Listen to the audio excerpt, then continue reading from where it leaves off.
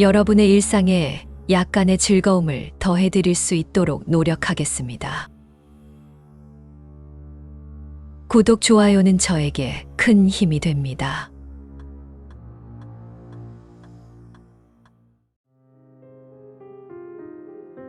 옛날 신라의 땅 마산 앞바다에 위치한 월영도에는 누구도 쉽사리 다가서지 못하는 신비롭고도 음산한 동굴이 있었습니다.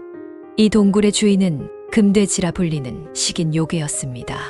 이 요괴는 인간의 모습을 하고 다니며 아름다운 여성들을 납치해 동굴로 데려갔고 그들을 잡아먹거나 시중을 들게 했습니다. 금돼지의 힘은 대단하여 각종 도술과 변신술에도 능했고 마치 중국 고전소설 서유기의 저팔계를 연상시키는 기괴한 존재였습니다.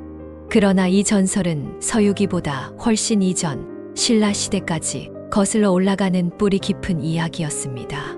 이런 금돼지와 관련하여 특히 유명한 설화가 하나 있었습니다. 바로 금돼지 자손 최치원이라는 이야기입니다. 여기서는 최치원의 아버지가 사실 금돼지였다는 놀라운 전설을 다루고 있습니다. 신라 시대에 한적한 마을에 새로운 현감이 부임했습니다. 그러나 이 마을엔 오랜 세월 동안 숨겨진 어두운 비밀이 있었습니다. 부임한 현감의 부인들이 하나둘씩 사라지는 미스터리한 사건이 반복되었기 때문입니다. 사람들은 속삭였습니다. 월영도에 사는 금돼지의 저주라고. 금돼지는 인간의 모습을 하고 다니며 아름다운 여성들을 납치해 그의 은신처로 데려갔습니다. 이곳은 월영도의 깊은 동굴, 인간의 발길이 닿지 않는 곳에 위치해 있었습니다. 금돼지는 아름다운 여성들을 잡아먹거나 그들에게 시중을 들게 하며 자신의 왕국을 꾸렸습니다. 새로 부임한 현감은 마을의 침묵과 공포의 마침표를 찍기 위해 결심했습니다. 그는 부인의 옷자락에 긴 실을 꿰매어 놓았습니다. 다음 날 예상대로 부인이 사라졌을 때 현감은 그 실을 따라 금돼지가 숨어있는 동굴로 향했습니다. 동굴로 향하는 길은 어둡고 음습했으며 어딘가에서 들려오는 비명소리는 마치 저승에서 울려 퍼지는 것 같아 공포심을 자극했습니다. 현감과 그의 부하들은 불안과 공포를 느끼며 그러나 결연한 의지를 가지고 실을 따라 깊은 어둠 속으로 걸어갔습니다. 긴 터널을 지나 동굴의 내부로 들어서자 그들은 마치 다른 세계에 들어선 것만 같았습니다. 동굴 내부는 비현실적인 금빛으로 반짝이고 있었으며 그 중앙에는 거대한 금돼지가 앉아 있었습니다. 그의 눈은 타오르는 불길처럼 붉게 빛났고 날카로운 이빨은 사람의 뼈조차도 쉽게 부술 수 있을 것처럼 보였습니다. 그의 모습은 진정한 악몽 그 자체였습니다. 현감은 결연한 의지를 담아 사슴 가죽 채찍을 펼쳤습니다. 옛날부터 이어진 이야기가 그의 귀에 맴돌았습니다. 금돼지는 사슴 가죽을 두려워한다. 이제 그 이야기가 진실임을 증명할 때였습니다. 금돼지는 처음엔 현감의 도전을 경멸하는 듯한 눈빛으로 바라보았습니다. 거대한 몸이 동굴 내부를 가득 채우며 그의 눈에서는 야만적인 광채가 번뜩였습니다. 하지만 현감이 사슴 가죽을 휘두르자 그의 표정이 갑자기 일그러졌습니다. 사슴 가죽이 그의 피부에 닿는 순간 금돼지의 입에서는 고통스러운 비명이 터져 나왔습니다. 그의 몸이 괴로움에 뒤틀리며 거대한 동굴이 그의 울부짖음으로 울려 퍼졌습니다. 싸움은 더욱 치열해졌습니다. 금돼지는 자신에게 닥친 위협을 깨닫고 모든 힘을 다해 저항했습니다. 그는 도술과 변신술을 사용해 현감과 부하들을 혼란에 빠뜨렸습니다. 한순간에 거대한 뱀으로 변신하여 현감을 집어삼키려 했고 다음 순간에는 수십 명의 전사로 분신하여 그들을 포위했습니다. 하지만 현감은 결코 굴복하지 않았습니다. 그는 마음속 깊은 곳에서 우러나오는 용기와 지혜를 발휘했습니다. 사슴 가죽을 든 손은 결코 떨리지 않았고 그의 눈빛은 결의로 가득 찼습니다. 금돼지의 도술과 변신술을 뚫고 그가 사슴 가죽에 닿을 때마다 금돼지는 점점 힘을 잃어갔습니다. 결국 장시간의 싸움 끝에 현감은 금돼지를 궁지로 몰아넣었습니다. 금돼지는 마지막 힘을 모아 현감에게 돌진했으나 현감은 단호하게 사슴 가죽을 휘둘러 그의 공격을 막아냈습니다. 금돼지는 고통 속에서 비명을 지르며 뒤로 물러섰고 그의 몸에서는 금빛이 점점 사라지기 시작했습니다. 마지막 순간 금돼지의 눈빛에 비친 것은 더 이상 분노나 증오가 아니었습니다. 그것은 깊은 반성과 깨달음이었습니다.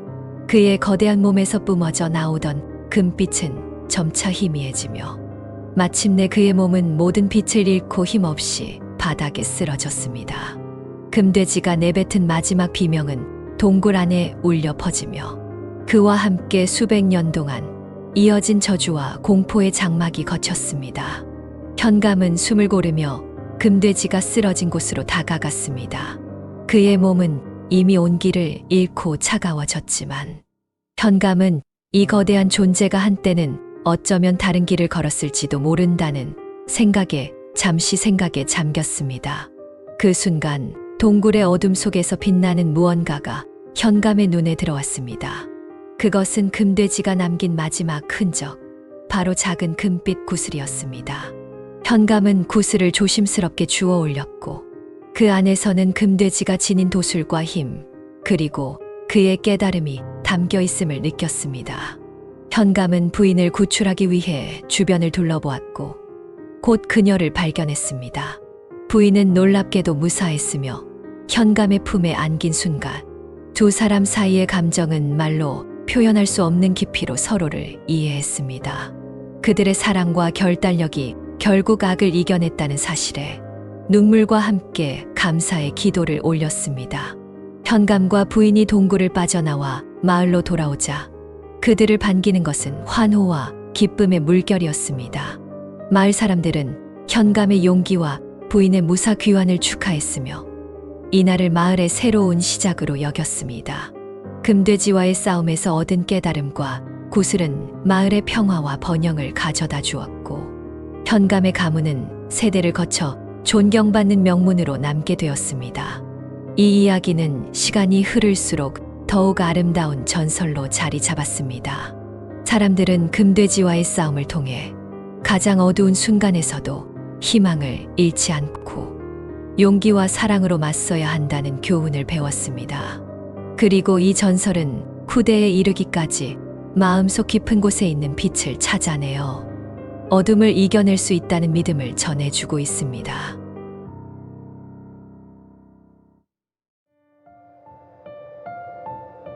밤이 깊어가고 한적한 마을은 오늘도 어김없이 귀신날을 맞이하여 조용히 숨죽이고 있었습니다.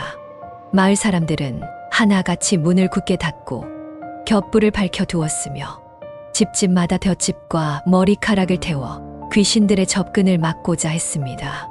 그러나 이날 밤은 다른 어느 때보다도 음산한 기운이 감돌았습니다.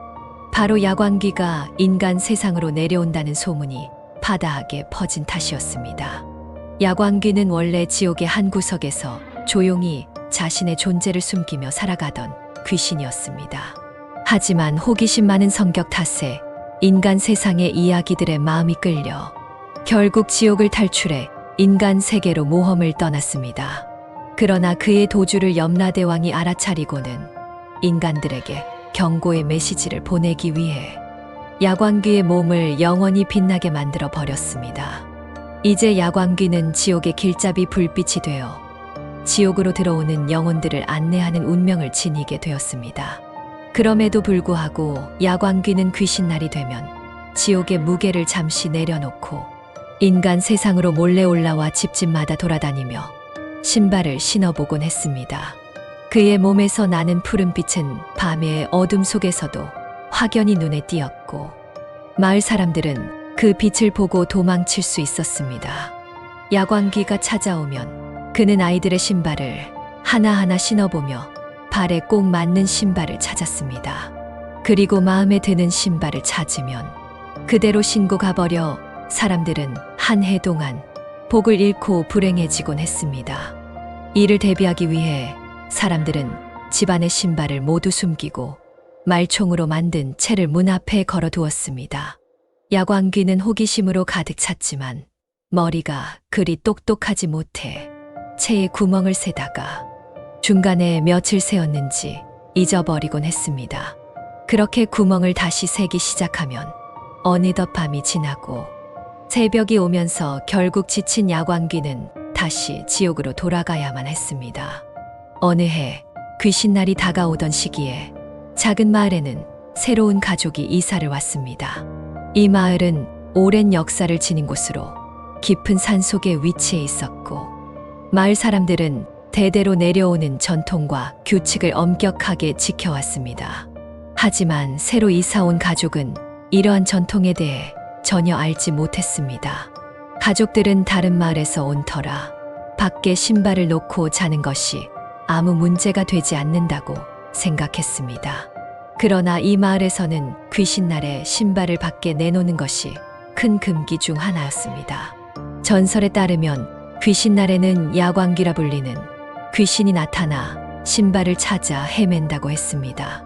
그리고 그 신발을 신은 귀신은 그 집안에 불행을 가져다 준다는 이야기가 전해져 내려왔습니다. 그 밤 가족들이 깊은 잠에 빠져 있을 때 야광귀는 실제로 그들의 신발을 발견하고 크게 기뻐했습니다. 신발을 신고 쾌재를 부르며 사라진 야광귀의 모습은 아무도 목격하지 못했습니다. 다음 날 아침 가족들은 신발이 사라진 것을 발견하고 큰 당황을 금치 못했습니다. 마을 사람들에게 이 사실을 알리자 그들은 가족에게 야광귀의 전설과 이로 인해 발생할 수 있는 불행에 대해 조심스럽게 알려주었습니다. 가족들은 마을 사람들의 경고를 듣고 마음이 무거워졌습니다. 야광귀의 전설은 그들에게 단순한 이야기가 아닌 불길한 예감으로 다가왔습니다. 마을 사람들은 가족에게 귀신날 밤 야광귀가 신발을 찾아 마을을 배회하는 모습이 어둠 속에서 종종 목격되었다고 전했습니다. 신발을 신고 사라진 야광귀는 그 집안에 큰 불행을 가져올 것이라고 경고했습니다. 가족은 두려움에 휩싸여 그날 밤 잠을 이루지 못했습니다. 마을 사람들의 말대로라면 야광귀가 그들의 신발을 신고 간 것은 불행의 시작일 뿐이었습니다. 그들은 불안한 마음으로 다음 날을 맞이했고 마을의 노인들에게 도움을 청했습니다. 노인들은 가족에게 야광귀를 달래고 불행을 막을 수 있는 방법을 알려주었습니다. 귀신날 밤 집 앞에 작은 제단을 마련하고 야광귀가 좋아하는 음식과 새 신발 한 켤레를 바치라고 했습니다. 그리고 가족 모두가 집 안에 모여 야광귀가 마을과 그들의 가정에 해를 끼치지 않도록 기도해야 한다고 조언했습니다. 가족은 노인들의 말을 따라 그의 귀신날 밤 제단을 마련하고 음식과 신발을 바쳤습니다. 그들은 불안한 마음으로 밤을 지새웠습니다. 깊은 밤 집안은 이상한 소리로 가득 찼습니다. 바람이 창문을 흔들고 어디선가 신발을 신는 소리가 들려왔습니다. 가족들은 공포에 질려 서로를 꼭 안고 있었습니다. 바람이 창문을 세차게 흔들 때마다 마치 무언가가 집 안으로 들어오려는 듯한 느낌이 강하게 들었습니다. 그 소리는 점점 더 가까워지는 듯했고 마침내는 마루 위에서 뚜벅뚜벅 걷는 발자국 소리로 변했습니다. 가족들은 숨을 죽이고 공포에 질린 눈으로 서로를 바라보았습니다. 어둠 속에서 그들은 분명히 누군가가 집안을 배회하는 소리를 들을 수 있었습니다. 밖은 깊은 어둠에 쌓여 있었고 달빛만 밝게 빛나고 있었습니다. 그때 집안의 공기가 갑자기 차갑게 변했습니다. 가족들은 모두 이불 속으로 몸을 숨기며 떨리는 목소리로 조용히 기도를 올렸습니다. 야광귀여, 우리에게 해를 끼치지 마소서. 우리는 당신에게 진심으로 존경과 제물을 바쳤습니다. 잠시 후 집안의 이상한 소리는 멈추었고 다시 고요가 찾아왔습니다. 하지만 가족들은 여전히 두려움에 떨며 한숨도 자지 못했습니다. 그들은 해가 뜨기를, 이 긴박했던 밤이 끝나기를 간절히 기다렸습니다. 새벽이 밝아오자 가족들은 조심스럽게 이불 속에서 나와 집안을 살펴보았습니다. 집안은 평소와 다름없이 평화로워 보였고 제단에 바쳤던 음식과 신발은 그대로 있었습니다. 하지만 가족들이 제단을 더 자세히 살펴보자 놀라운 광경을 목격했습니다. 제단 옆에는 야광귀가 신고 갔던 신발이 깔끔하게 놓여 있었고 그 옆에는 오래된 신발 한 켤레가 바뀌어 있었습니다. 가족들은 서로를 바라보며 안도의 한숨을 쉬었습니다. 그들의 진심이 야광귀에게 닿은 것 같았습니다. 마을 노인들은 이것이 야광귀가 가족에게 해를 끼치지 않겠다는 약속의 표시라고 해석했습니다. 가족은 그날 이후 마을의 전통과 규칙을 더욱 존중하게 되었고 마을 사람들과의 유대도 깊어졌습니다. 마을은 그해 귀신날을 무사히 넘겼고 가족은 야광귀의 전설을 깊이 마음에 새겨 간직했습니다. 그들은 이 경험을 통해 보이지 않는 세계의 존재와 그들의 마을을 지키는 전통의 중요성을 깨닫게 되었습니다. 이후로 귀신날이 되면 마을 전체가 함께 제단을 마련하고 야광귀에게 제물을 바치는 전통이 생겼습니다. 이는 마을의 안녕과 평화를 지키기 위한 것이었고 야광귀에 대한 이야기는 세대를 거쳐 전해지며 마을 사람들에게 교훈을 주었습니다.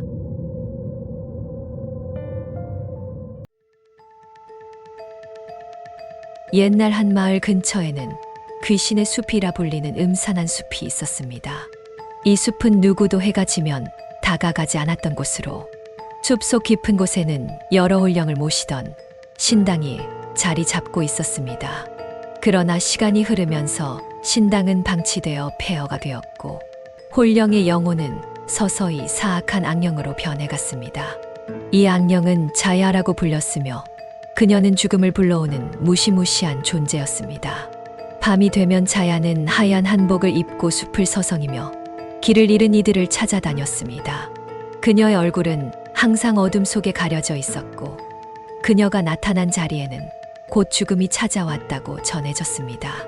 어느 날 한 젊은이가 신당이 있는 숲을 지나게 되었습니다.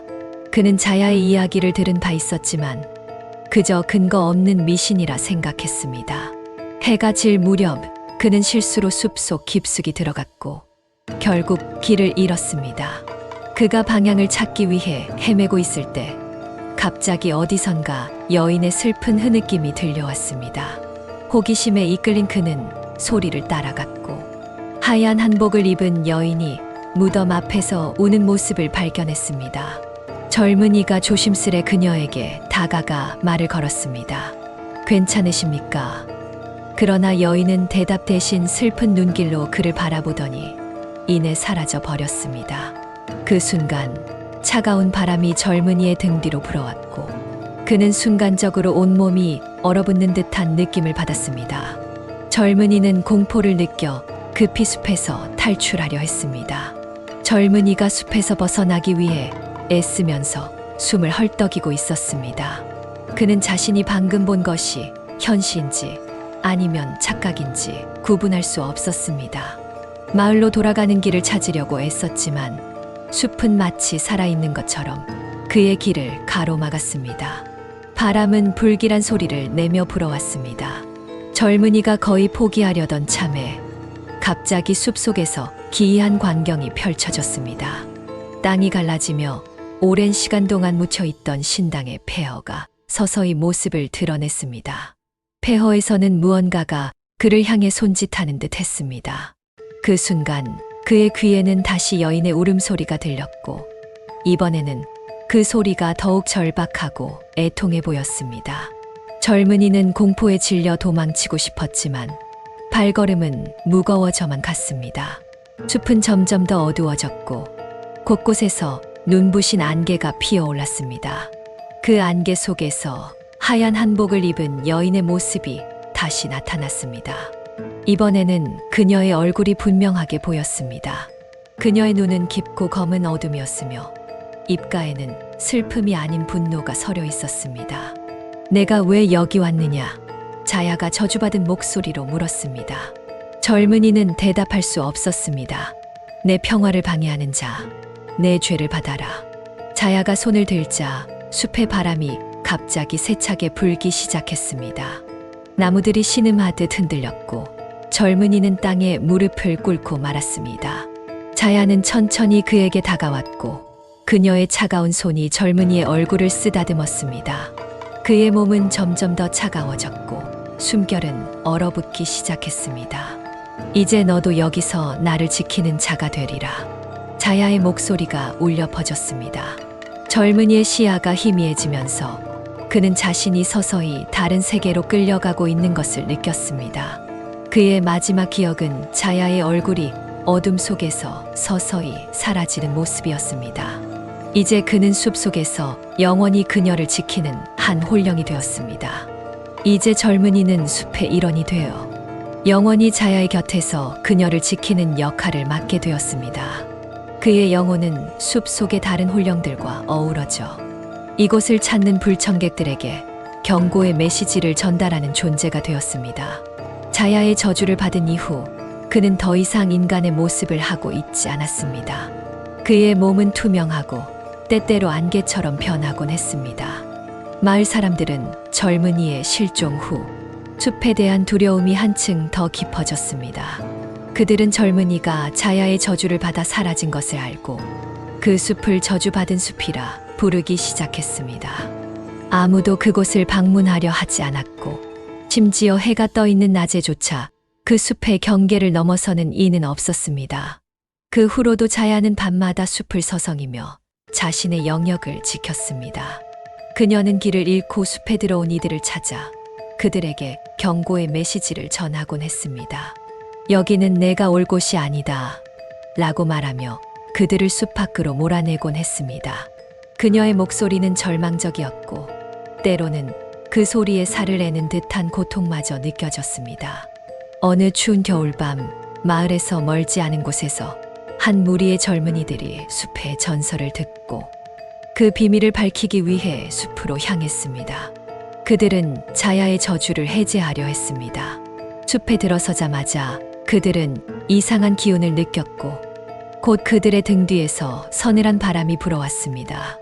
그 순간 한 홀령이 나타나 그들 앞에 서서 경고했습니다. 뒤로 돌아가라. 이곳에는 너희가 찾는 것이 없다. 단지 죽음만이 기다리고 있을 뿐이다. 그의 목소리는 차갑고 무거웠지만 젊은이들은 주저하지 않고 계속해서 깊숙이 들어갔습니다. 자야는 그들의 도전을 받아들였고 더 강력한 힘으로 그들을 맞이했습니다.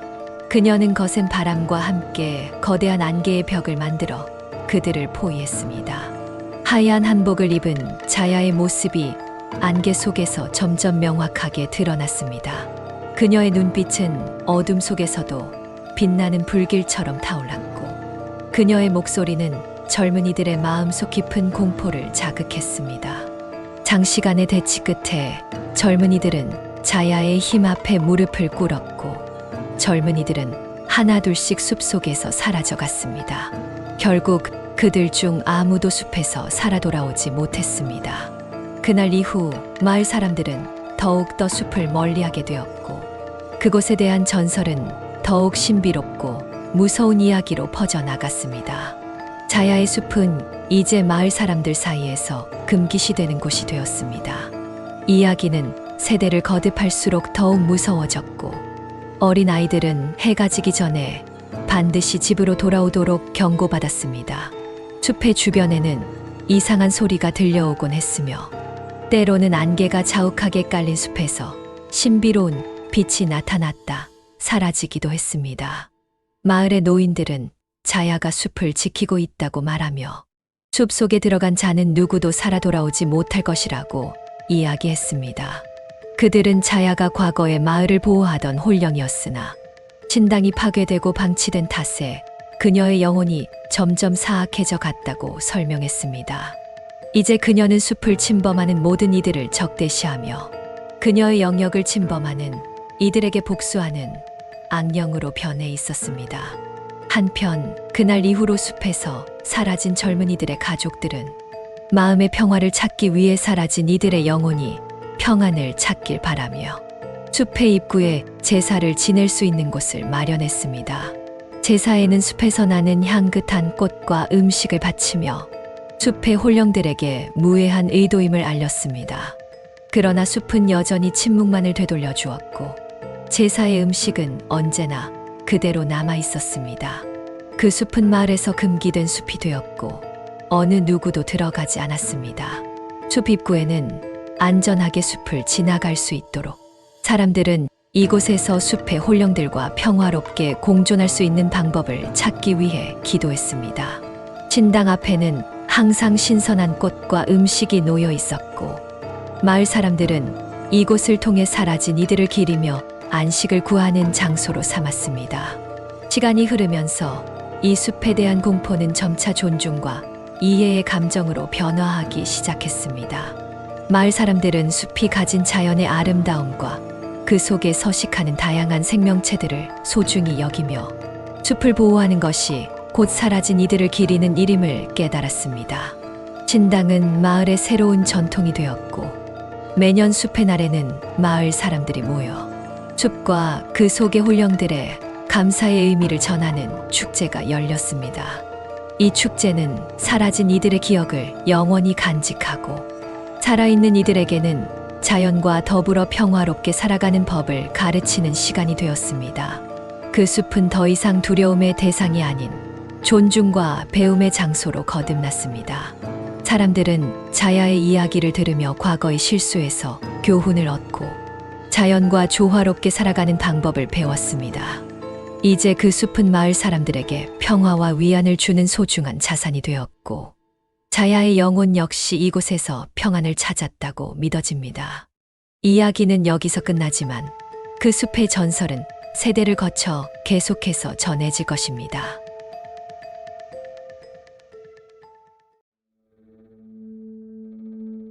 옛날 한 작은 마을은 가을이면 단풍으로 붉게 물드는 곳이었지만 그곳에는 오래된 불길한 이야기가 있었습니다.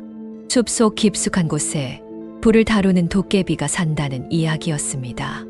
이 도깨비는 때로는 마을을 도와주는 존재였지만 그의 존재 자체가 사람들에게는 공포의 대상이었습니다. 어느 날 밤 예고 없이 찾아온 폭우로 마을은 곧장 어둠에 휩싸였습니다.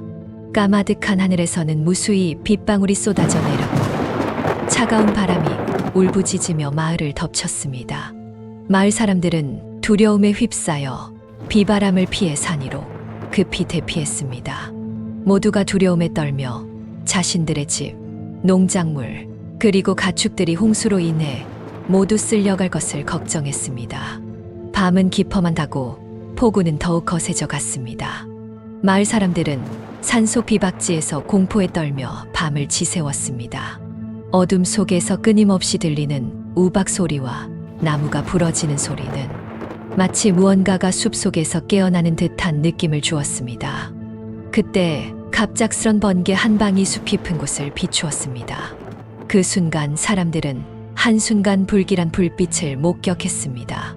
처음엔 멀리서 작은 불씨처럼 보였지만 그 불빛은 점점 커져 온 숲을 붉게 태우며 마을 쪽으로 다가왔습니다. 마을 사람들은 그것이 도깨비의 불길이라는 것을 직감했습니다. 그들의 심장은 두려움으로 더 빠르게 뛰기 시작했습니다. 순간 불길은 마을에 도달했고 강력한 바람과 함께 불은 거세게 타올랐습니다. 하지만 이상하게도 도깨비의 불길은 마을을 파괴하는 대신 폭우로 인해 불어난 물을 증발시키기 시작했습니다. 마을 사람들은 이 광경을 보며 공포와 안도감 사이에서 혼란스러워했습니다. 도깨비는 거대한 불길 속에서 모습을 드러냈습니다. 그의 눈은 타오르는 불꽃처럼 붉게 빛났고 그 주변의 불은 마치 생명체처럼 움직이며 그의 힘에 반응했습니다. 도깨비는 한 손을 들어 올리며 불길을 조종했고 그의 힘은 불길을 더욱 강력하게 만들었습니다. 순식간에 홍수는 불길에 휩싸여 증발되었고 마을은 다시금 안전을 되찾았습니다. 마을 사람들은 도깨비의 힘에 경외감을 느끼며 그를 바라보았습니다. 그러나 도깨비의 눈빛은 여전히 붉고 차가웠습니다. 그는 한 번의 큰 행동으로 마을을 구했지만 그의 존재는 여전히 두려움의 원인이었습니다. 도깨비는 사람들을 한 번 더 바라보고는 다시 어둠 속으로 사라져 갔습니다. 그리고 그날 이후로 마을 사람들은 도깨비가 다시 나타나 마을을 돕거나 해를 끼칠지 알 수 없는 불안함과 함께 살아가게 되었습니다. 도깨비가 사라진 후 마을은 겉보기에 평화를 되찾은 듯 보였지만 사람들의 마음 속에는 깊은 불안이 자리 잡고 있었습니다. 도깨비가 그토록 강력한 불의 힘을 사용할 수 있다면 언제든지 마을을 파괴할 수도 있을 것이라는 두려움이었습니다. 사건이 일어난 그날 밤 이후로 마을의 밤은 더욱 어두워지고 숲에서는 불길한 기운이 감돌기 시작했습니다. 숲에서는 늘상 음산한 바람 소리가 들려왔고 때로는 누군가가 불을 피우는 듯한 냄새가 나기도 했습니다. 이는 도깨비가 언제나 근처에 있다는 것을 상기시켜 주었고 마을 사람들은 조금씩 그를 두려워하며 살아갔습니다. 한편 마을의 나이든 노인은 도깨비에 대한 오래된 이야기를 들려주곤 했습니다. 그 노인에 따르면 도깨비는 수백 년 전 이 마을에 살던 한 사나이였다고 했습니다. 그는 마을의 안녕을 위해 숲속에서 홀로 기도하며 살다가 어떤 저주에 걸려 도깨비가 되었다는 것입니다. 그리고 그는 자신의 비극적인 운명을 바꾸기 위해 때로는 마을에 나타나 마을 사람들을 시험한다고 했습니다. 이 이야기가 퍼진 후로 마을 사람들은 도깨비를 더욱 경계하기 시작했고 그에게 어떤 행동을 취할 때마다 조심스러웠습니다. 그들은 도깨비가 나타날 때마다 제사를 지내고 그에게 마을을 해치지 말 것을 애원했습니다. 어느 가을 밤 도깨비는 다시 마을 가까이에 나타났습니다. 이번에는 그의 모습이 더욱 거대하고 위협적이었으며 그의 눈에서는 붉은 불길이 타오르고 있었습니다. 도깨비는 마을 중심에 서서 크게 외쳤습니다. 그의 목소리는 천둥과 같아 마을 전체가 진동했습니다. 내가 누구인지, 왜 이곳에 있는지 알고 싶으냐? 내가 원하는 것은 단 하나, 마을 사람들의 진실된 믿음과 존경이다. 나의 능력을 인정하고 나를 따르면 나는 너희 마을을 가장 번영하는 곳으로 만들어 줄 것이다. 이 말을 듣고 마을 사람들은 크게 혼란에 빠졌습니다. 그들은 도깨비의 요구를 수용해야 할지 아니면 그를 물리쳐야 할지를 두고 의견이 분분했습니다. 결국 마을의 어른들은 도깨비의 제의를 받아들이기로 결정했습니다. 그들은 도깨비의 힘을 인정하고 마을의 보호자로서 그를 받아들이기로 했습니다. 도깨비의 제안을 받아들인 마을 어른들은 도깨비와의 약속을 공식화하기 위해 마을 광장에 큰 제단을 마련했습니다. 제단 주변은 붉은 천과 단풍잎으로 장식되었고 그 중앙에는 거대한 황동동이 놓였습니다. 이 동은 도깨비의 능력을 상징하는 동시에 마을 사람들이 도깨비에게 바치는 신성한 헌물이었습니다. 제사날이 밝자 마을 사람들은 한복을 곱게 차려입고 하나둘씩 모여들었습니다. 어린아이들은 두려움 반, 호기심 반으로 이 날을 맞이했지만 어른들의 표정은 엄숙했습니다. 마을 전체가 도깨비의 출현을 기다리는 긴장감으로 가득 찼습니다. 저녁 무렵 도깨비는 거대한 불길과 함께 나타났습니다. 그의 등장은 마치 불의 폭풍처럼 강렬했고 그 주위의 공기는 타오르는 듯이 뜨거워졌습니다. 도깨비의 모습은 이전보다 더욱 거대하고 위협적이었으며 그의 눈에서는 여전히 붉은 불꽃이 치솟고 있었습니다. 도깨비는 제단 앞에 서서 마을 사람들을 둘러보며 말했습니다. 나는 너희들의 진심을 볼 수 있다. 나를 믿고 따르는 자만이 내 보호를 받을 자격이 있다. 그의 목소리는 우렁차고 그의 말은 마을 사람들의 마음속까지 울려 퍼졌습니다.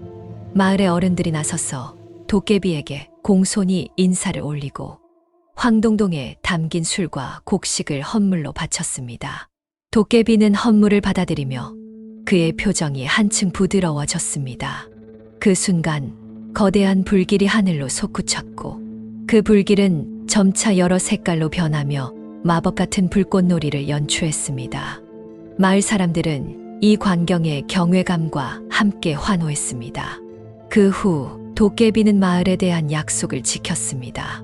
그는 마을의 농작물이 풍성하게 자라도록 도와주었고 겨울이 찾아올 때면 따뜻한 불을 제공하여 사람들이 추위에 떨지 않게 했습니다. 마을은 점차 번영하며 이전의 두려움을 잊어갔습니다.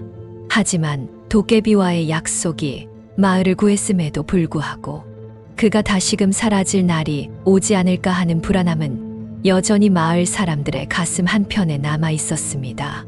그들은 도깨비의 힘이 언젠가는 다시 마을을 위협할 수도 있다는 것을 알고 있었기 때문입니다. 이 불안감은 세월이 흐를수록 전설처럼 마을의 새로운 세대에게 전해지며 도깨비가 다시 나타나 마을에 환희나 재앙을 가져올지 모른다는 이야기가 되었습니다.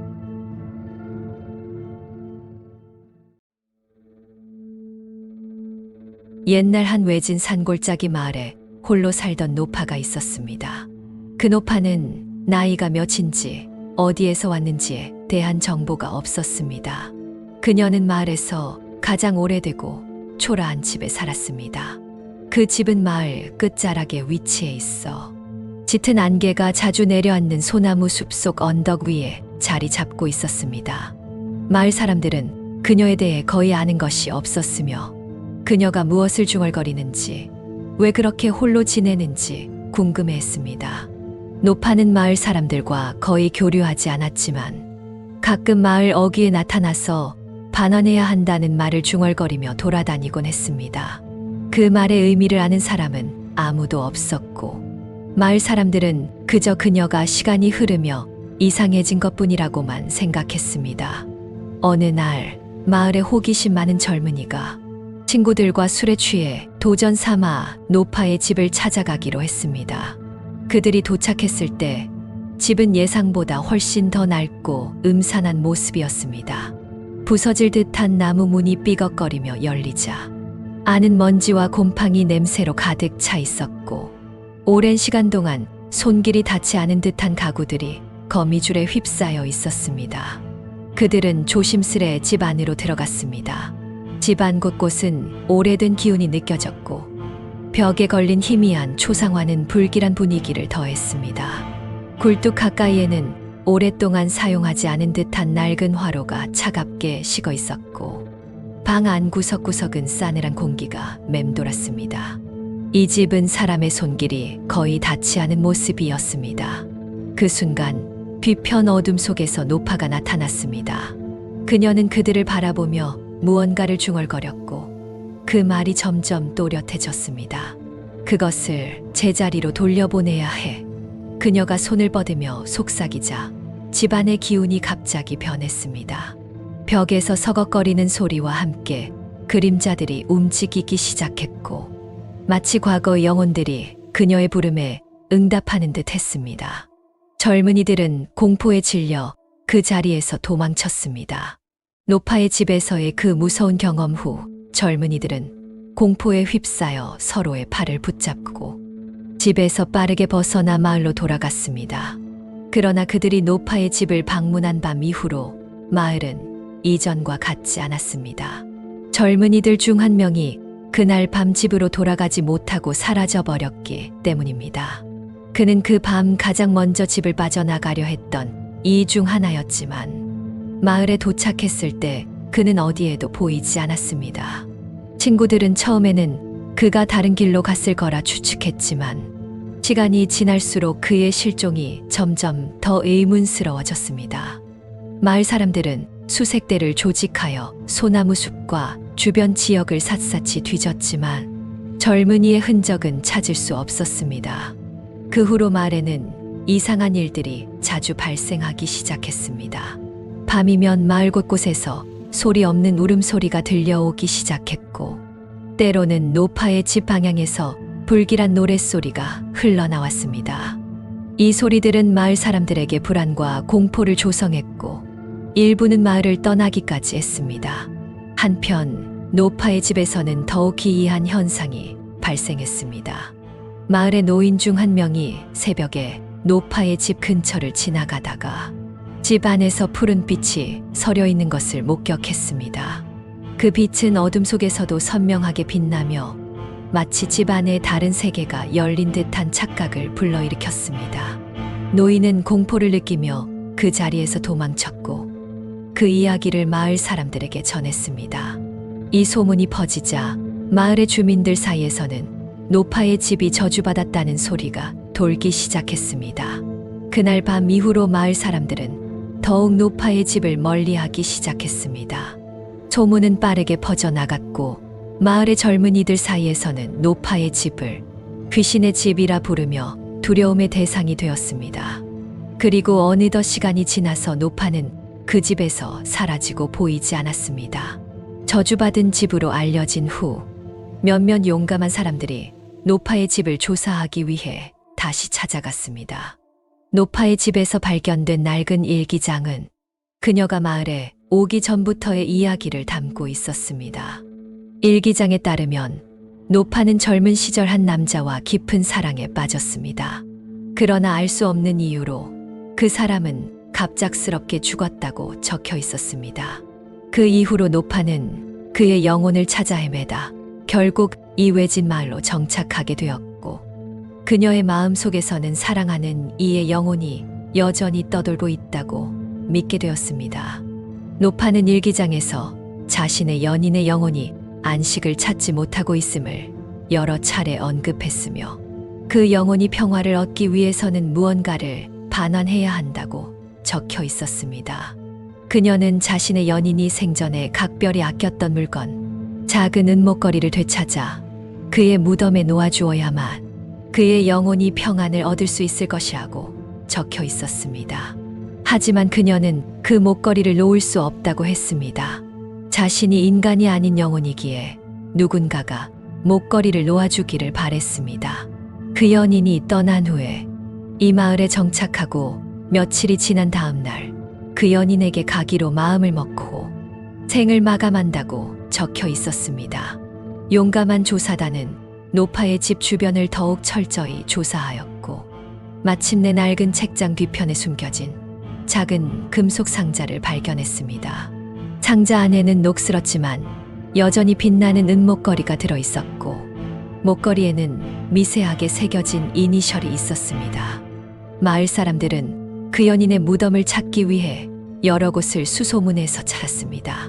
그날 밤 마을 사람들과 조사단은 함께 목걸이를 노파의 연인의 무덤으로 가져갔습니다. 그들은 목걸이를 무덤 위에 조심스럽게 놓고 모두 함께 그의 영혼의 안식을 위해 기도했습니다. 기도를 마치자 순간적으로 짙은 안개가 목걸이를 감싸더니 이내 사라졌습니다. 그리고 그 순간부터 노파의 집 주변에서는 기이한 현상이 멈췄고 마을에는 다시 평화가 찾아왔습니다. 노파 역시 그 밤을 마지막으로 세상을 떠났으며 마을 사람들은 그녀가 드디어 사랑하는 이와 함께 영원한 평화를 찾았다고 믿었습니다. 노파의 사랑 이야기는 마을의 전설로 남아 후대에도 계속 전해져 내려갔습니다.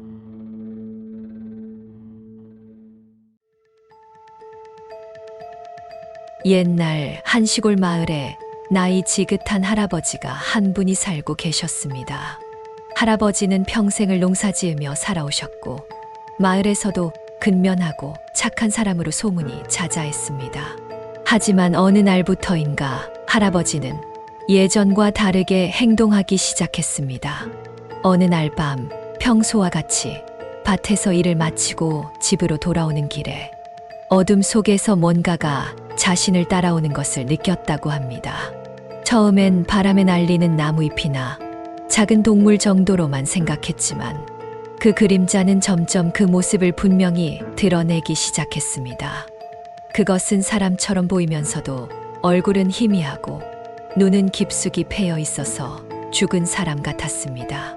그 그림자는 말없이 할아버지를 따라 집까지 왔고 그날 이후로 할아버지의 뒤를 끊임없이 따라다녔습니다.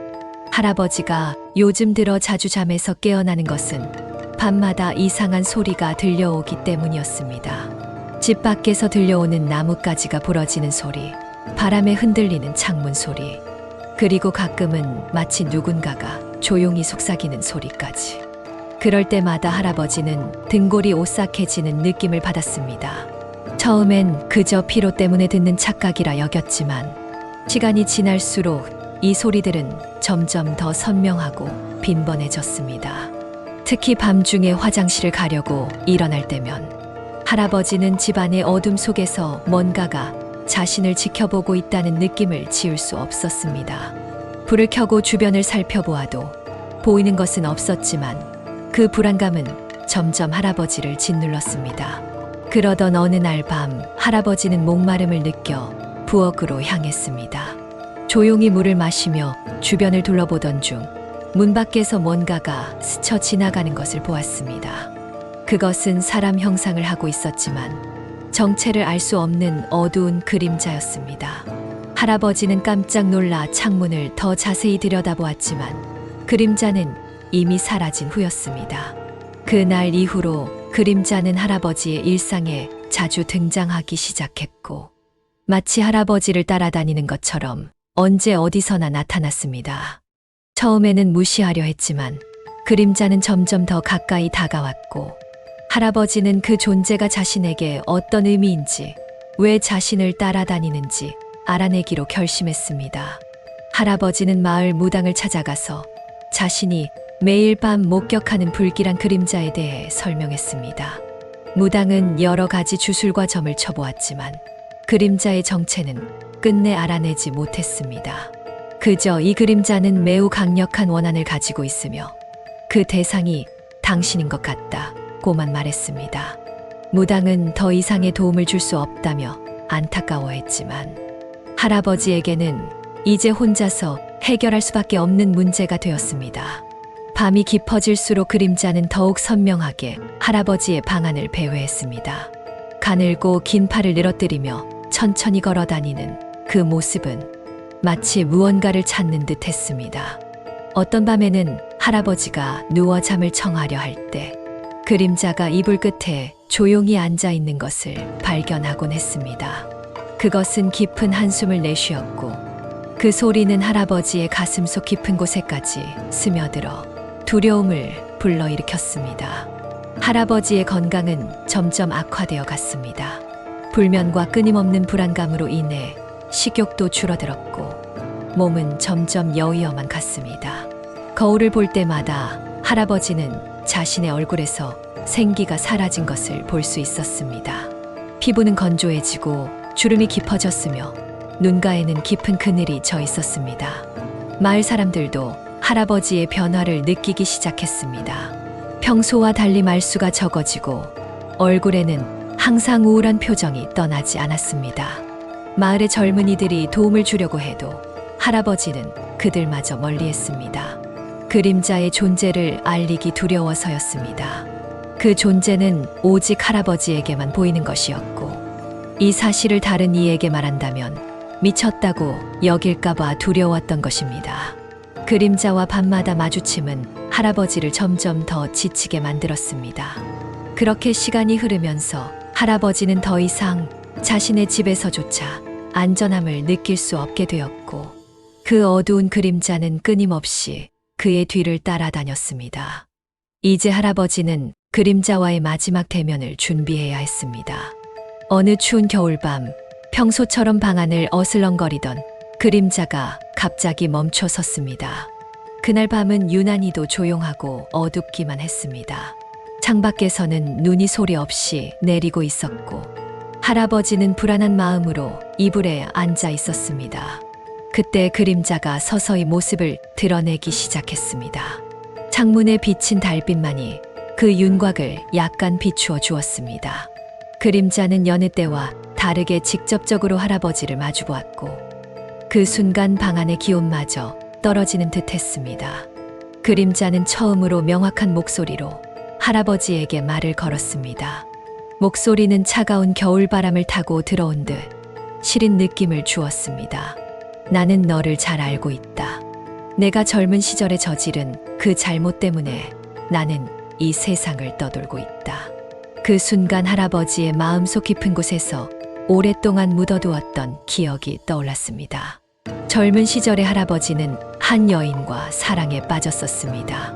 그녀는 마을에서 가장 아름다운 여인이었고 할아버지는 그녀를 진심으로 사랑했습니다. 하지만 당시 할아버지는 가난했고 미래가 불투명했습니다. 여인의 가족은 그들의 결합을 반대했고 결국 할아버지는 그 압박을 견디지 못하고 여인을 버리고 마을을 떠나 버렸습니다. 여인은 시리에 빠져 슬픔 속에서 병들어 결국 세상을 떠났습니다.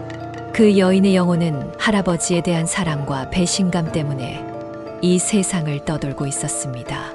그녀는 할아버지가 자신의 과오를 인정하고 용서를 구하기를 기다리며 매일 밤 그림자로 나타나 할아버지를 따라다녔습니다.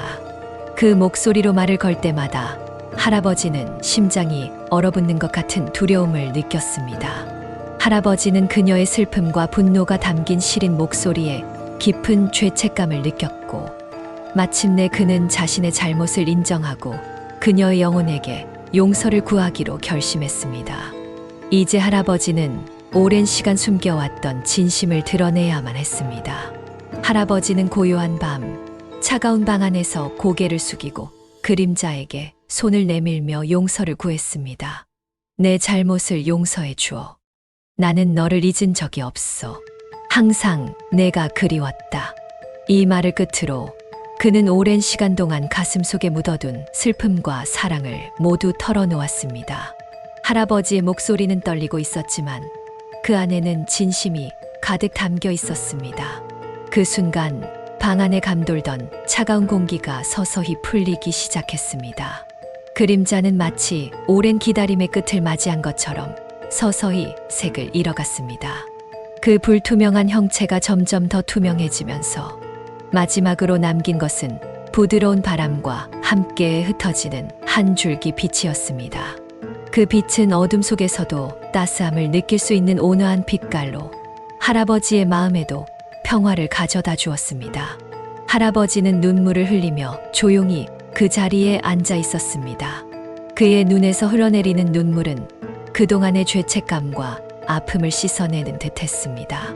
이제 그는 마음의 짐을 내려놓았고 고요한 밤 할아버지의 집은 다시 평화롭게 되돌아왔습니다. 그날 이후 할아버지의 방에는 더 이상 그 어두운 그림자가 나타나지 않았습니다. 할아버지는 이제 자유롭게 숨을 쉴 수 있었고 남은 생을 평안하게 보낼 수 있었습니다.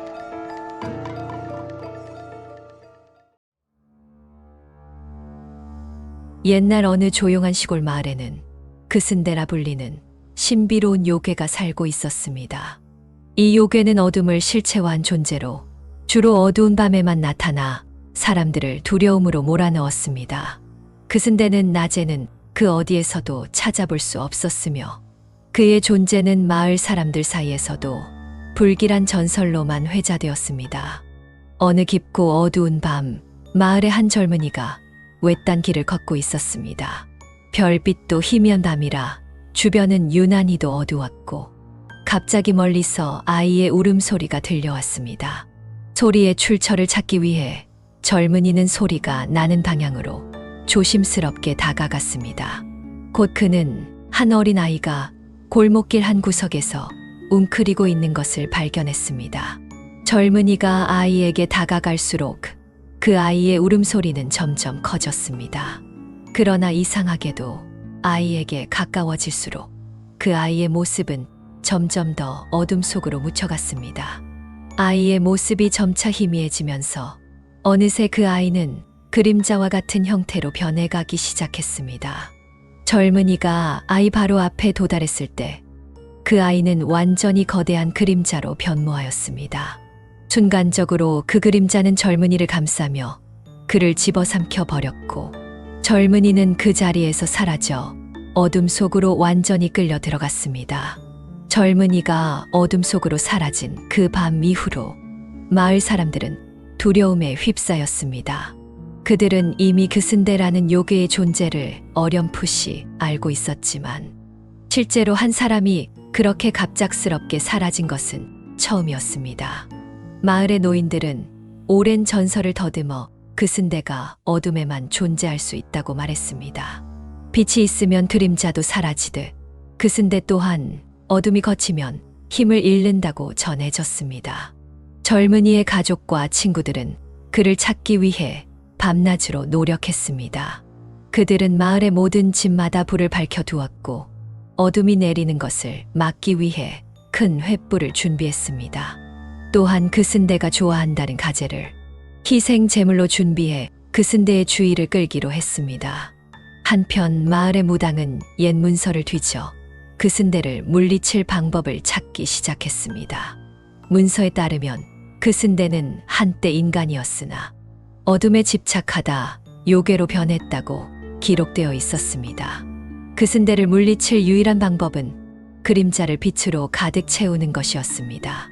따라서 다음 어두운 밤이 찾아왔을 때 마을 사람들은 큰 횃불과 등불을 들고 젊은이가 사라진 골목으로 향했습니다. 그들은 그곳에 가재를 놓고 그 쓴대를 유인했습니다. 불과 얼마 지나지 않아 한 그림자가 서서히 모습을 드러내기 시작했습니다. 그것은 처음에는 작은 아이의 모습이었지만 점차 커지며 그 쓴대의 진짜 형태로 변해갔습니다. 마을 사람들이 횃불과 등불을 들고 그 쓴대를 에워싸자 순간 그 주위의 공기는 차갑고 어두운 어둠으로 가득 차기 시작했습니다. 그 쓴대의 모습은 점점 더 명확해졌고 그는 원래의 인간 형태에서 벗어나 완전히 어둠의 괴물로 변모했습니다. 그의 눈에서는 희미한 빛이 반짝이며 그 빛은 절망과 두려움을 품고 있었습니다. 이 거대한 그림자는 불빛을 피해 움직이기 시작했으나 마을 사람들은 그 쓴대가 다가올 때마다 횃불을 높이 들어 그림자를 밝히며 저항했습니다. 그 쓴대는 고립된 존재였으며 어둠 속에서만 자유롭게 움직일 수 있었습니다. 그는 마을 사람들의 횃불 빛이 자신을 어떻게 약화시키는지 잘 알고 있었기 때문에 그 빛들 사이를 교묘하게 피해 다녔습니다. 그러나 마을 사람들은 이미 전략을 세워 놓았습니다. 그들은 원을 그리며 서서 서로의 등불을 겹쳐 그 어떤 어두운 곳도 남기지 않았습니다. 그 쓴대가 접근할 때마다 사람들은 큰 소리로 구호를 외치며 서로에게 용기를 북돋웠습니다. 그들의 소리는 골목을 울리며 그 쓴대에게 위협이 되었습니다. 한편 무당은 손에 든 옛날 두루마리에서 주문을 읽어 내려갔습니다. 이 주문은 고대의 언어로 쓰여 있었으며 그 쓴대를 인간 세계로부터 추방하는데 필요한 마법적인 힘을 가지고 있었습니다. 무당의 주문이 고조됨에 따라 그의 목소리는 점점 더 강력해졌고 그의 말에서 나오는 각 단어마다 공기가 진동하며 울렸습니다. 주변의 등불들은 이상하게도 더 밝게 빛나기 시작했으며 빛의 기운이 마치 살아있는 것처럼 골목길을 메웠습니다. 빛의 파동은 그 쓴대의 그림자를 밀어내며 그의 실체를 점점 좁은 공간으로 몰아넣었습니다. 그 쓴대는 점차 모서리로 몰리며 그의 모습이 처음에 인간형에서 벗어나 완전히 어둠의 형체로 변화하는 과정에서 고통을 호소했습니다. 그는 이전에 결코 경험하지 못한 빛의 힘에 압도당하며 그의 어둠은 빛에 의해 점점 소멸되기 시작했습니다. 이 광경을 목격한 마을 사람들은 희망을 갖기 시작했으며 더욱 힘차게 횃불을 흔들었습니다. 그 쓴대가 점점 약해짐에 따라 그의 절규는 마을 전체에 울려 퍼졌습니다. 그의 목소리는 점점 약해졌고 그의 형체도 점점 더 투명해졌습니다. 마침내 그는 완전히 무너지기 시작했고 무당은 마지막 주문을 외쳤습니다.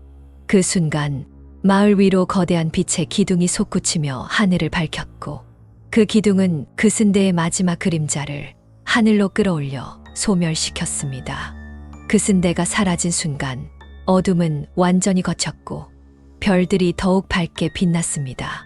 골목길에는 이제 평화가 찾아왔고 사라졌던 젊은이는 어둠에서 벗어나 빛 속으로 걸어 나왔습니다. 그는 마치 긴 잠에서 깨어난 것처럼 주위를 둘러보았고 마을 사람들은 그를 따뜻하게 맞이했습니다. 그들의 얼굴에는 안도의 눈물이 흘렀습니다. 그날 밤의 성공 이후 마을은 전에 없던 평화를 누리기 시작했습니다.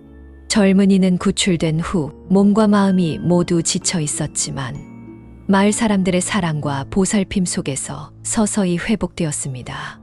그의 경험은 마을 전체에 강한 영향을 미쳤고 사람들은 이제 더 이상 어둠을 두려워하지 않았습니다. 마을의 무당은 그 쓴대가 사라진 후에도 그의 역할이 더욱 중요해졌습니다. 그는 마을 사람들에게 자연의 힘과 빛을 존중하는 방법을 가르치며 어둠이 다시는 그들의 삶을 위협하지 못하도록 지키는 방법을 전수했습니다. 그는 또한 그날 밤 사용된 주문들과 의식의 중요성을 문서로 남겨두어 후대에도 전할 수 있게 했습니다. 마을 사람들은 그슨대와의 사건을 기념하기 위해 매년 어둠이 거친 날을 축제로 정하여 기념하게 되었습니다. 이 축제는 빛의 축제라고 불리며 모든 가정에서는 밝은 불빛을 밤새도록 켜놓습니다. 사람들은 거리에 모여 춤을 추고 노래를 부르며 다양한 빛의 장식으로 마을을 아름답게 꾸밉니다. 어린이들은 무당으로부터 그슨대의 이야기를 듣고 어떻게 빛이 어둠을 이겼는지 배우게 됩니다. 또한 이 축제는 마을 사람들에게 서로를 돕고 함께 할 때 무엇이든 이길 수 있다는 메시지를 상기시키는 중요한 행사가 되었습니다. 그날 밤의 용기와 결속은 세대를 거쳐 이어지며 그 승리의 순간은 마을의 역사에서 빛나는 순간으로 기록되었습니다.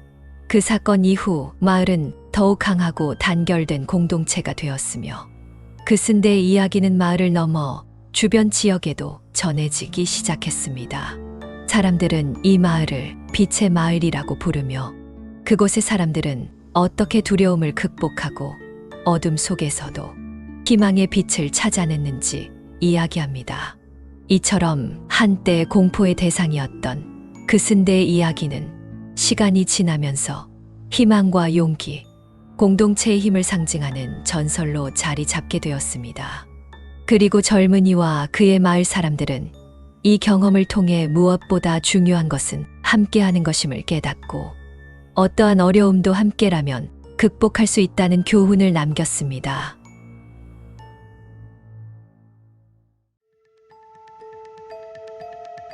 옛날 한적한 마을에 젊은 농부가 살았습니다. 농부는 어느 날 밤 자신의 집 근처에서 이상한 소리를 듣게 됩니다. 마치 바람이 뼈를 흔드는 듯한 소리였지만 곧 그것이 무언가 더 기괴한 것임을 깨닫습니다.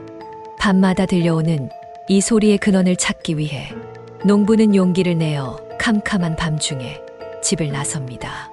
숲속의 밤은 은밀하고 고요했으며 젊은 농부는 불안한 마음을 안고 깊숙한 곳으로 발걸음을 옮겼습니다.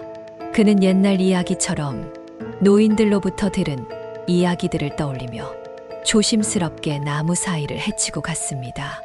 마침내 그는 어둠 속에서 희미하게 빛나는 무언가를 발견하고 걸음을 멈추었습니다. 앞에 펼쳐진 광경은 그의 모든 감각을 압도했습니다. 한 아름다운 여인이 그의 앞에 서 있었으나 그녀의 머리에는 끔찍하고도 기괴한 장식이 올려져 있었습니다. 바로 인간의 해골이었습니다. 그 해골은 눈부시게 하얀 빛을 발하며 그녀의 검은 머리카락 사이에서 으스스하게 빛났습니다. 여인은 조용히 해골을 머리에서 내려놓았고 그 순간 그녀의 온몸에서 신비로운 빛이 번졌습니다. 해골이 내려지자마자 그녀의 진짜 모습이 드러났습니다.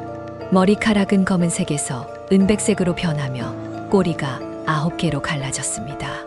그 9꼬리의 배겨오는 그 농부를 향해 서서히 다가오며 그를 유혹하기 시작했습니다. 그녀의 목소리는 부드럽고 매혹적이었으며 그녀는 그를 자신의 세계로 끌어들이려 했습니다. 하지만 젊은 농부는 마을 노인들로부터 전해 들은 이야기들을 잊지 않았습니다. 그들은 배겨우가 아름다움과 매력으로 사람들을 유혹하여 그들의 기운을 빼앗는다고 경고했었습니다. 농부는 마음속으로 노인들의 경고를 되새기며 여우의 유혹을 단호하게 거절했습니다. 아니요, 나는 내 말에 속지 않겠어. 너의 진짜 모습을 이미 알고 있으니 나를 유혹하려 해도 소용없다. 배겨우는 처음에는 놀란 듯 했지만 곧 그의 거절에 분노를 느꼈습니다. 그녀의 눈에서는 불길 같은 빛이 번뜩이며 그녀의 몸에서는 강렬한 에너지가 방출되기 시작했습니다.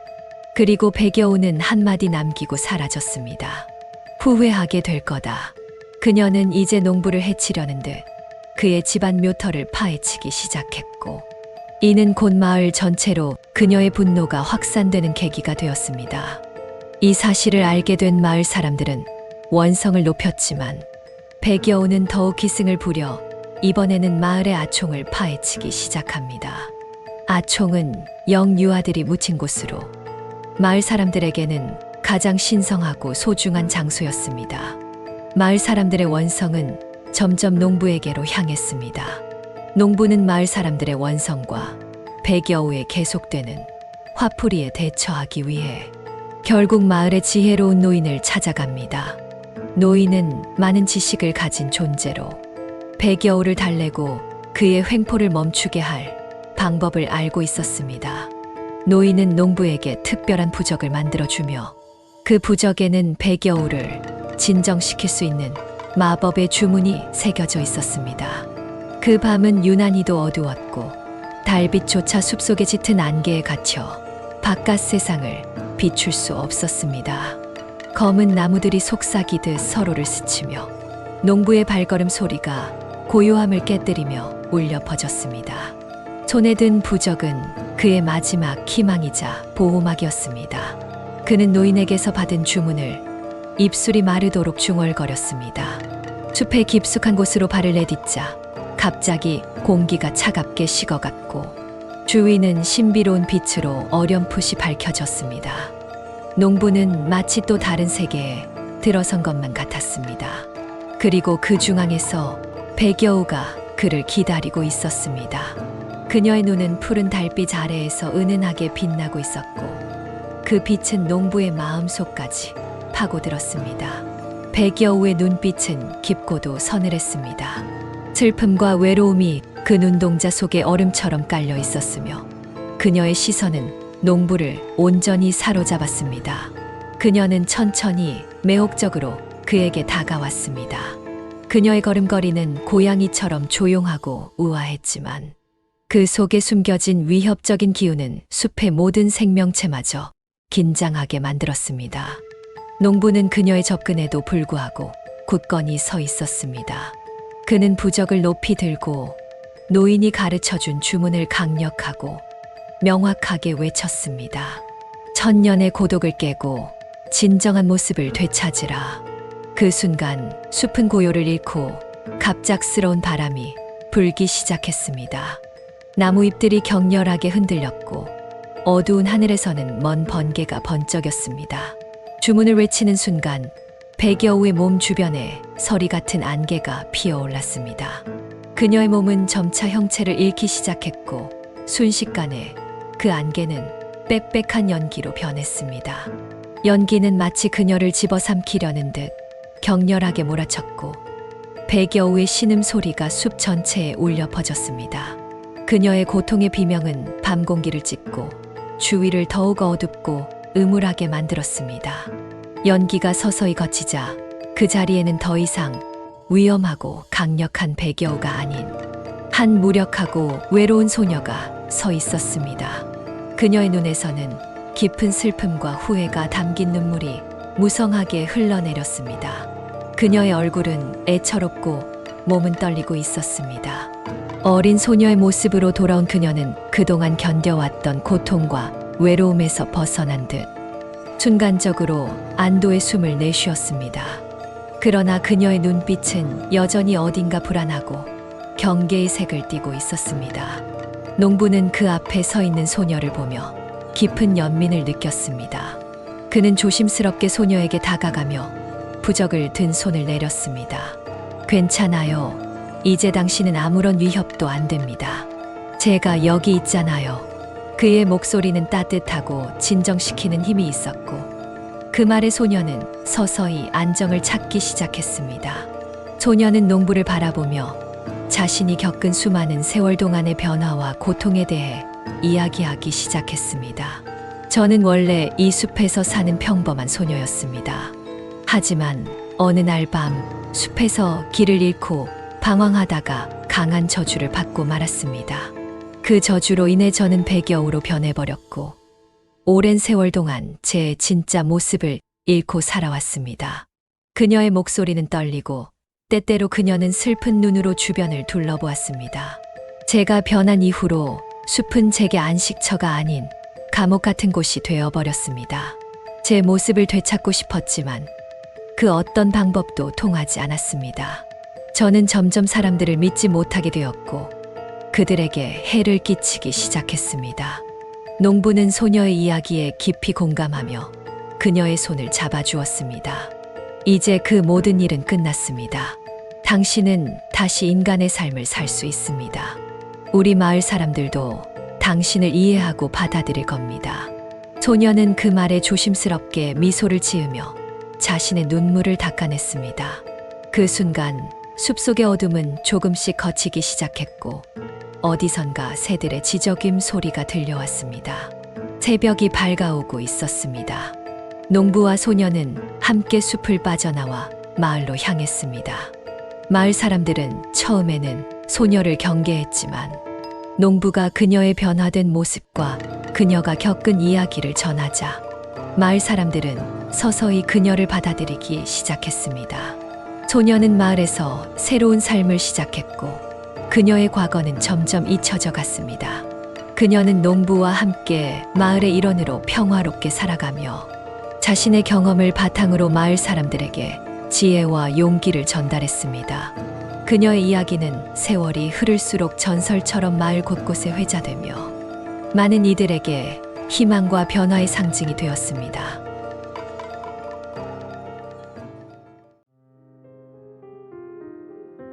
옛날 어느 마을에 한 형제가 부모님과 함께 살고 있었습니다.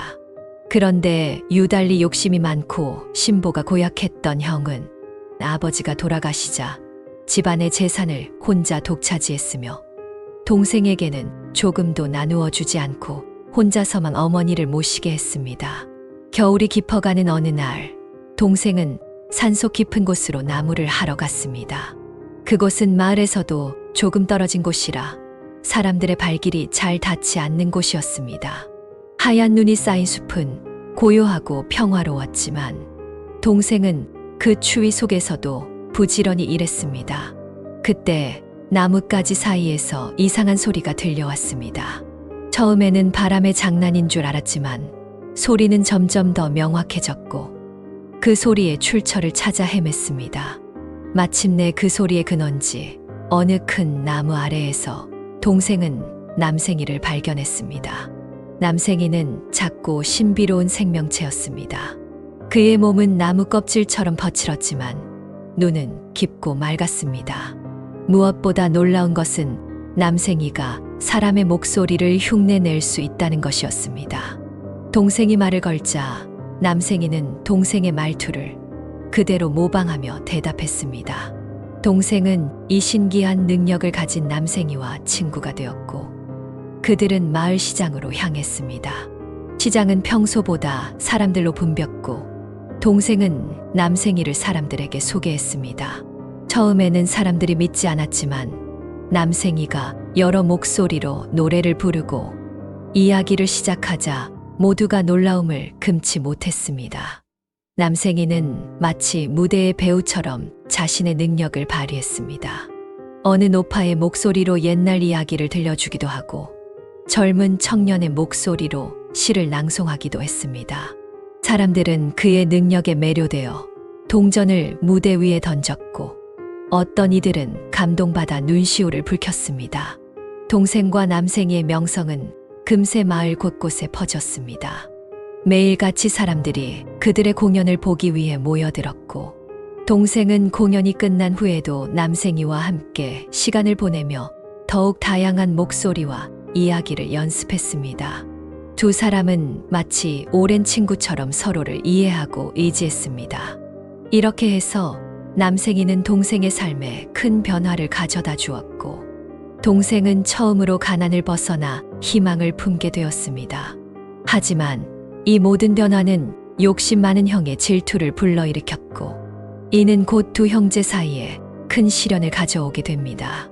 어느 화창한 봄날 형은 동생이 시장에서 남생이와 함께 많은 돈을 벌고 있는 것을 보고 마음속 깊은 질투와 욕심이 불타올랐습니다.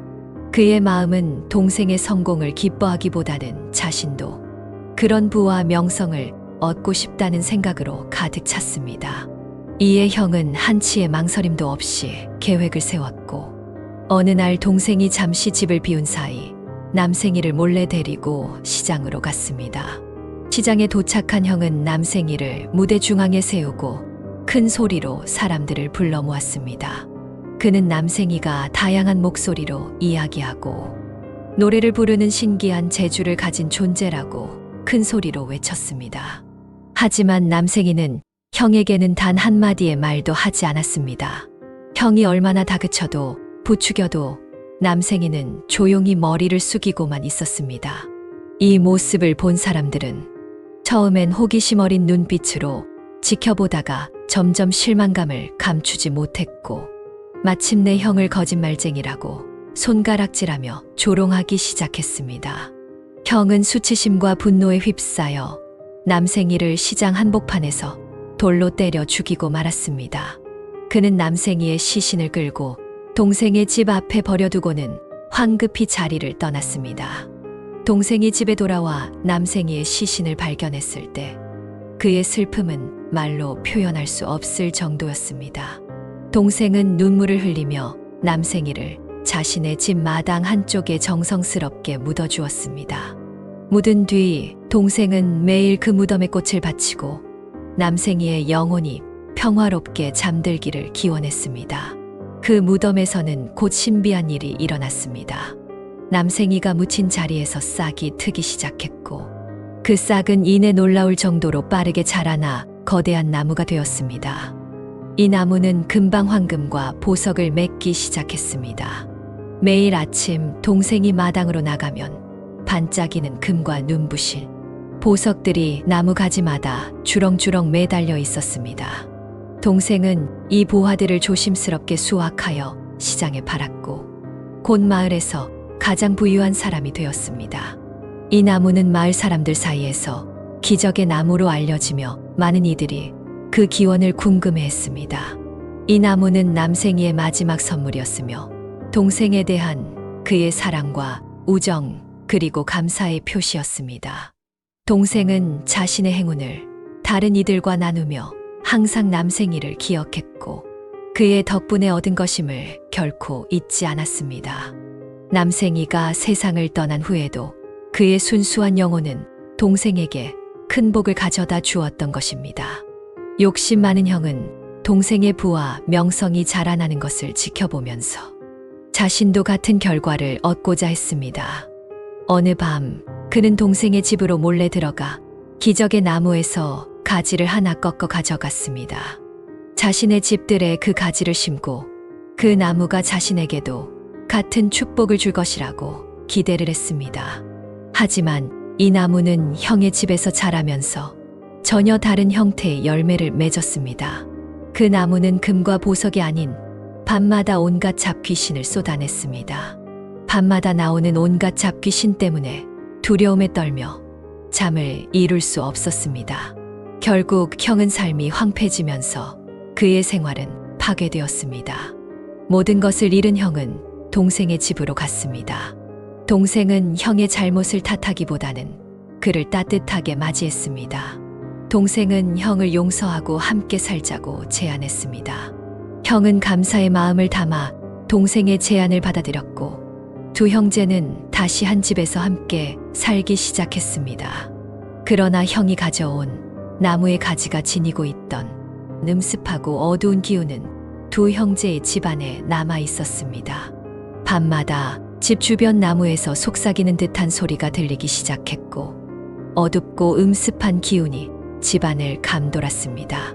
동생은 이 이상한 현상이 남생이의 원혼과 관련이 있다고 느꼈습니다. 그는 형과 함께 마을의 무당을 찾아가 도움을 청했습니다. 무당은 두 형제의 집으로 와서 큰 제사를 지냈습니다. 그는 나무 주위에 신성한 소금을 뿌리고 정화의 주문을 외웠습니다. 제사를 지내는 동안 무당과 마을의 주민들도 모여 힘을 합쳐 나쁜 기운을 쫓아내는데 도움을 주었습니다. 제사가 끝난 후 집안에는 평화가 찾아왔고 불길했던 기운이 사라졌습니다. 제사 이후 형은 자신의 과거 행동에 대해 깊이 반성하며 동생과의 관계를 다시 시작했습니다. 두 형제는 서로 의지하며 마을에서 존경받는 삶을 살기로 했습니다. 그리고 그 나무는 이제는 정화된 상태로 계속해서 마을 사람들에게 복을 가져다 주었습니다. 두 형제는 나무 그늘 아래에서 오랜 시간 동안 평화롭게 행복한 나날을 보냈으며 마을 사람들도 그들의 변화를 기쁘게 여겼습니다. 형과 동생은 그렇게 서로의 삶을 소중히 여기며 어려움을 함께 극복해 나가는 진정한 형제애를 다시 한번 확인했습니다.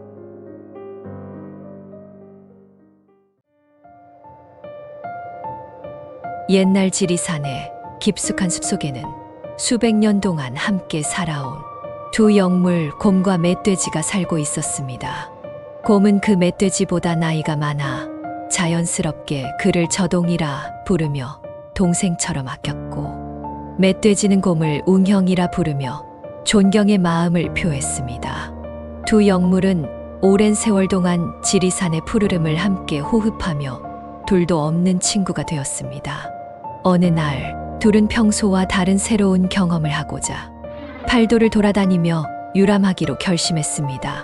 평화로운 산자락을 벗어나 진정한 모험을 찾아 떠난 그들의 여행은 새로움으로 가득 찼습니다. 산과 들, 강을 넘나들며 펼쳐진 자연의 아름다움에 마음껏 감탄하며 그들은 자유로운 영혼을 느낄 수 있었습니다. 소나무 숲을 지나고 꽃피는 들녘을 거닐며 물결이 잔잔한 강가에서 쉬었다 가는 동안 그들은 이 세상 모든 아름다움을 마음껏 즐겼습니다. 하지만 그들의 여정에 변화가 찾아왔습니다. 인간이 살고 있는 마을에 도착했을 때 그들은 마을 사람들의 환영을 기대했으나 현실은 그리 녹록지 않았습니다. 인간들은 그들의 진짜 모습을 보고 두려움에 질려 돌과 막대기를 들고 그들을 위협했습니다. 맹수다, 사람들은 소리치며 곰과 멧돼지를 내쫓았고 그들은 깊은 상처를 받았습니다.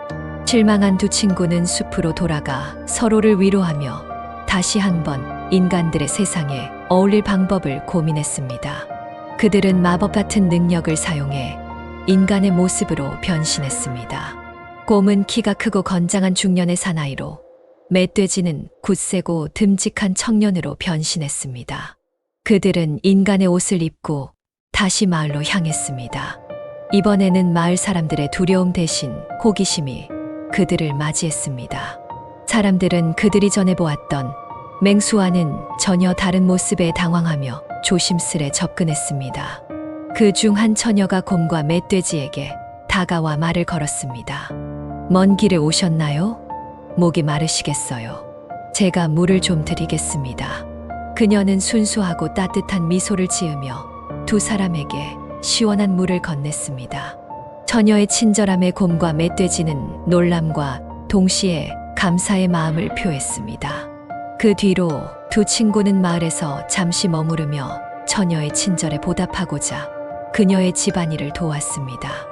나무를 하러 가거나 물을 길어오는 일에서부터 시작하여 마을의 다른 일들도 거들었습니다. 이 과정에서 점점 더 많은 마을 사람들이 그들을 신뢰하고 받아들이기 시작했습니다.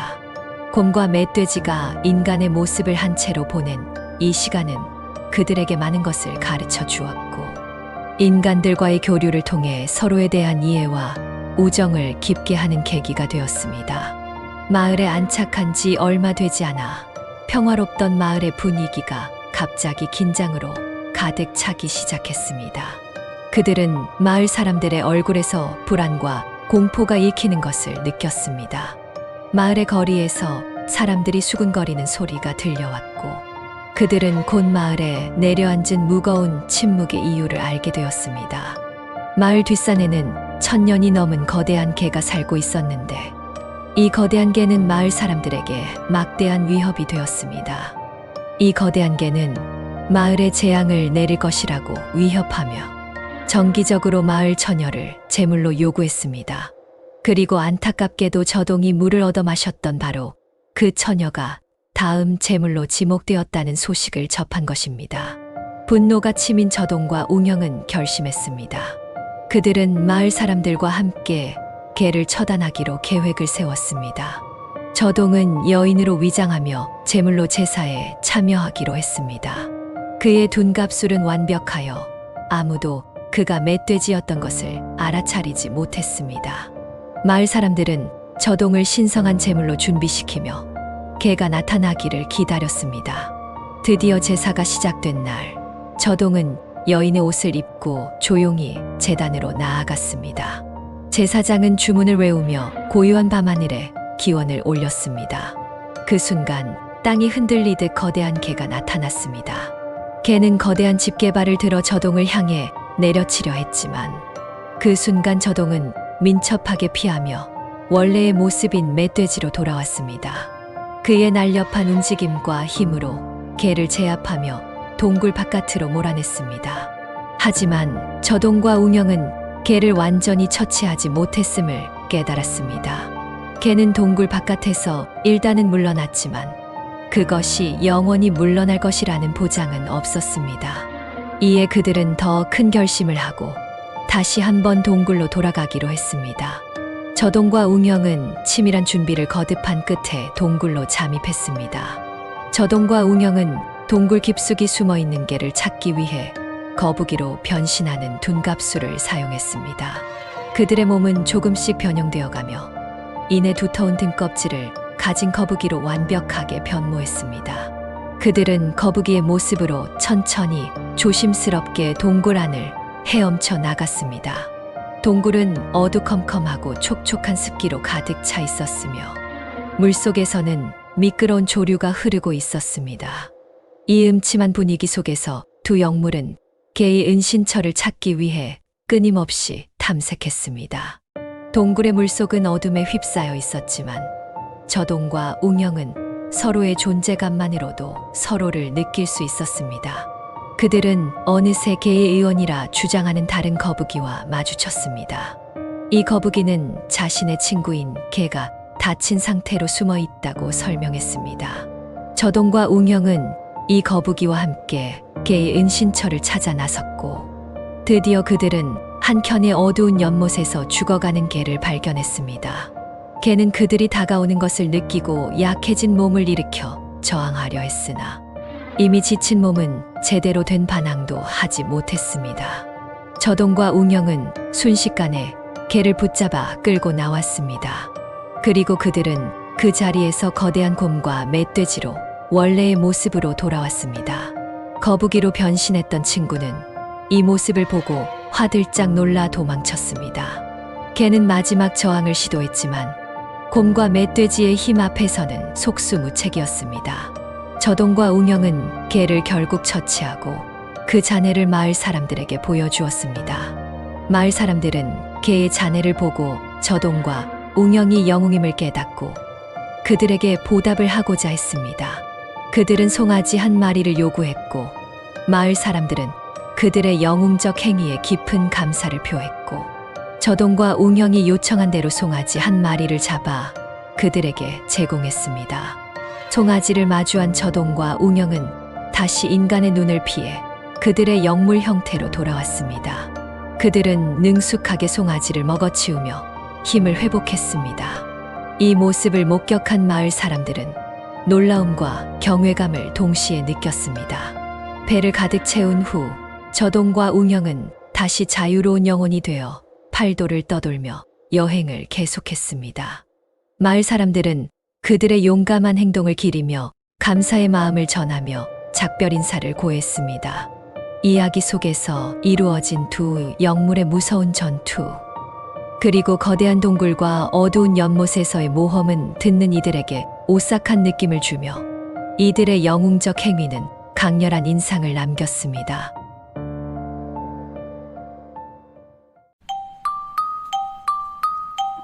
시청해 주셔서 감사합니다.